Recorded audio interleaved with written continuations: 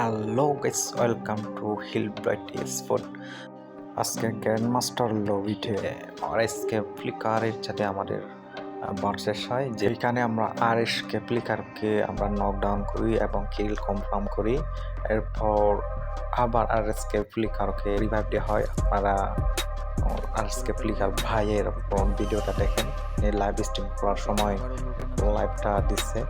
তো এভাবে আর SK flicker আমাদের থেকে 3বার নকডাউন হয় এবং 3বারই যায়। তো শেষ পর্যন্ত দেখেন আপনারা গাইস, বাটলার ভাইদেরকে মেরে বা স্কোয়াডকে হোয়াইপ আউট করে কীভাবে বুইয়া নিই।